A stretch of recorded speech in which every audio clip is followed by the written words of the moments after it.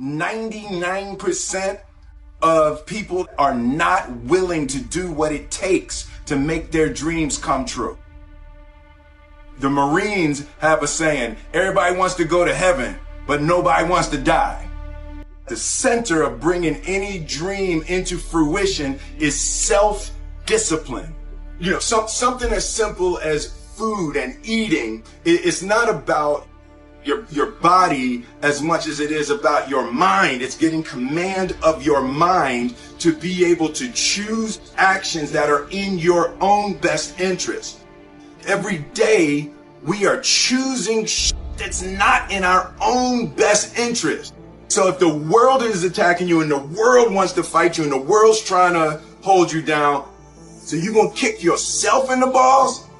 So you're going to stop yourself from getting what you dream. And I think the word discipline has kind of gotten a bad name. We think about it in terms of punishment. I'm not talking about discipline in that way. I'm talking about discipline in the sense that you forego immediate pleasure for the exchange of long-term self-respect. I believe that self-discipline is the definition of self-love. That when you say that you love yourself, that means that you have behavior towards yourself that is loving. Self-discipline is the center of all material success. You cannot win the war against the world if you can't win the war against your own mind. Self-love is when you say to yourself, man, look, I know you and that girl got a real connection. I know y'all vibe, but that's your girl's cousin. So I love you too much to let you do that. It's like you say to yourself, hey man, look, I know you want to eat that pizza and it'll be really good, you know, but I can't let you eat that, man, because if you eat that pizza, you're going to feel like shit, you know, and I love you too much to let you eat that. Self-love is, hey, look, I know you got a test on Monday, you know, and I know you really want to go out with your friends. It's Saturday night, you want to go out, but if you fail that test, you're not going to feel good about yourself. You know, I love you too much to let you go out tonight.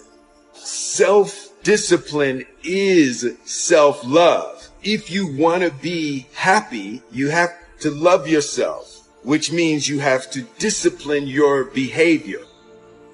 The road to sustained happiness is through disciplining your behavior.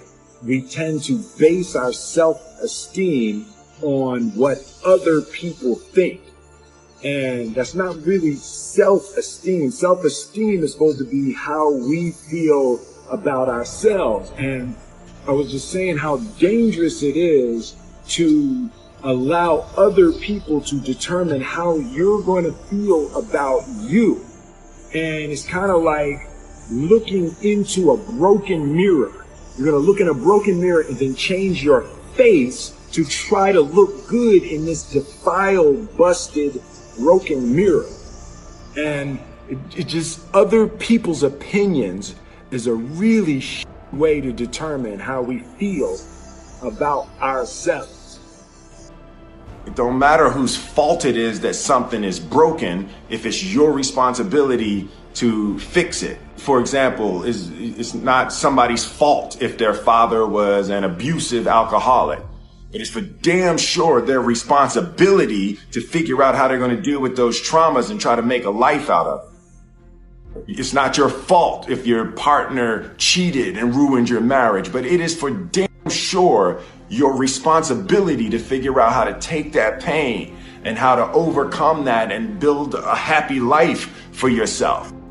Fault and responsibility do not go together. It sucks, but they don't. When something is somebody's fault, we want them to suffer. We want them punished. We want them to pay. We want it to be their responsibility to fix it, but that's not how it works, especially when it's your heart. Your heart Your life, your happiness is your responsibility and your responsibility alone. As long as we're pointing the finger and stuck in whose fault something is, we're jammed and trapped into victim mode. When you're in victim mode, you are stuck in suffering. The road to power is in taking responsibility. Your heart, your life, your happiness is your responsibility and your responsibility alone. You can make a person smile, you can make a person feel good, you can make a person laugh, but whether or not a person is happy is deeply and totally and utterly out of your control. The prerequisite for spending time with any person is that they nourish and inspire you. They feed your flame. Look at your last 5 text messages. Are those people feeding your flames or dousing your fire? Put your phone down for just a second and look around. Look to the people around you. Are those people throwing logs on your fire or are they pissing on it? I want my life, I want my work, my family, I want it to mean something. And it's like, if you are not making someone else's life better, then you're wasting your time. The separation of talent and skill is one of the greatest misunderstood concepts for people who are trying to excel, who have dreams, that want to do things. Talent you have naturally. Skill is only developed by hours and hours and hours of beating on your craft. You don't try to build a wall. You don't set out to build a wall. You don't say, I'm going to build the biggest, baddest, greatest wall that's ever been built. You don't start there. You say, I'm going to lay this brick as perfectly as a brick can be laid. There will not be one brick on the face of the earth that's going to be laid better than this brick that I'm going to lay in this next 10 minutes. Yeah. And you do that every single day, and soon you have a wall. And I think psychologically, the advantage that gives me over a lot of people that I have been in competition with in different situations is it's difficult to take the first step when you look how big the task is.